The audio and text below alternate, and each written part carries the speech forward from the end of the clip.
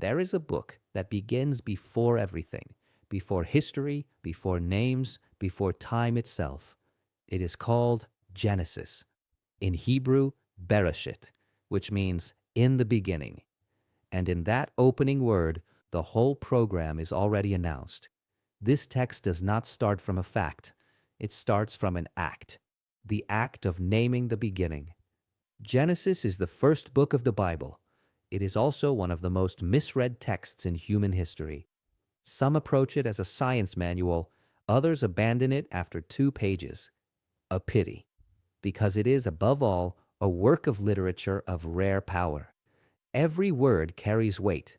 Every silence says something. I am working on a book that explores many of these themes, drawing on the Bible and the Christian tradition. Genesis is one of its foundations. It deserves our attention.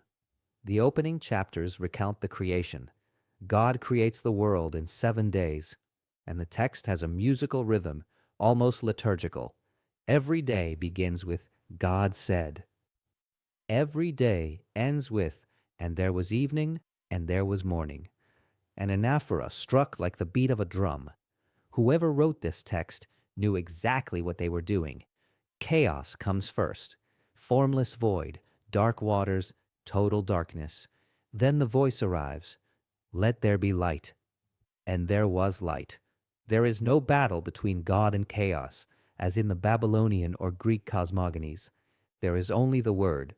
The Word creates. The world does not arise from a war among gods. It arises from a decision, from a voice that wills. Man is made in the image and likeness of God. That phrase has set centuries of philosophy and art in motion. It does not mean that man is the master of the world. It means he is its steward. The difference is enormous. Masters exploit.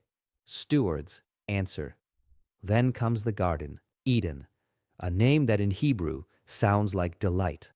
Total freedom, except for one thing, the tree of the knowledge of good and evil, one prohibition. And that prohibition is not cruelty. It is structure. Every true freedom has a shape. The serpent arrives. It asks a distorting question.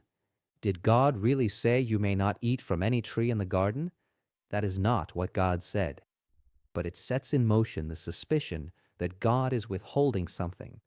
Eve eats, Adam eats, and they realize they are naked. Nakedness here is not sexuality, it is exposure, the loss of the protection that innocence provides. Then God calls, "Where are you?" Not because he doesn't know, because he wants the man to answer, to say where he stands. Adam hides among the trees. It is one of the truest images world literature has ever produced. A man hiding while someone calls his name. After the garden, blood. Cain and Abel. God looks with favor on Abel's offering, not Cain's. The text does not explain why. That silence is the point. Life distributes its favors in ways we do not always understand. God warns him.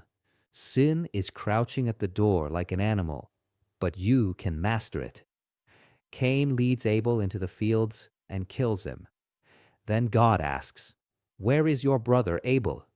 And Cain replies with the line that echoes to this day, "Am I my brother's keeper?" The first lie in history. And inside that lie, the entire history of human violence is already contained. The world corrupts. The earth fills with violence, the text says. Not abstract vice, concrete blood. Noah finds grace. He builds the ark.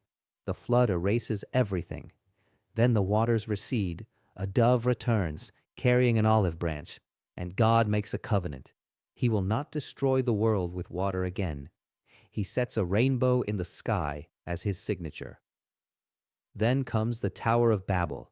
Men decide to build a city with a tower reaching to heaven, to make a name for themselves. God confuses their languages. He scatters them. The tower remains unfinished. It is the world we still inhabit. 1,000 tongues that brush against one another without understanding. From that confusion, God calls one man, Abram. Go from your country, from your kindred and your father's house, to the land that I will show you, with no knowledge of where, only a voice and a promise. Abram departs. He is 75 years old, not a young man seeking adventure, an old man who leaves everything behind. Then comes the trial. God asks him to go up the mountain with Isaac, the son of the promise, and offer him as a sacrifice. Abraham rises early in the morning. The text is of a devastating sobriety. No described despair, only that movement. Along the way, Isaac asks where the lamb is. Abraham answers, God will provide, my son. At the last moment, an angel stays his hand. In the thicket there is a ram. God did not want the sacrifice. He wanted to know whether Abraham was capable of obeying him. The book closes with Joseph, Jacob's favorite son, the one with the coat of many colors. His brothers hate him and sell him as a slave to merchants bound for Egypt. One of the coldest betrayals in the Bible. Yet Joseph survives, interprets Pharaoh's dreams, rises to the summit of Egyptian power. When his brothers come to buy grain during the famine, they do not recognize him. And he weeps so loudly that the Egyptians hear him from the next room. Then he says, I am Joseph. Just that. 3 words. His brothers stand frozen. The man they threw into a cistern is there, with Pharaoh's signet ring on his finger. And he does not want revenge.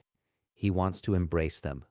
This is Genesis, a book that begins with darkness over the waters and ends with an embrace in Egypt. Everything lies between those 2 points, the questions we still ask every morning when we rise. Where am I? Where is my brother? What have I done with my life? It lives because it speaks of us. Now, today, in this very moment in which each of us is searching for meaning in his own life.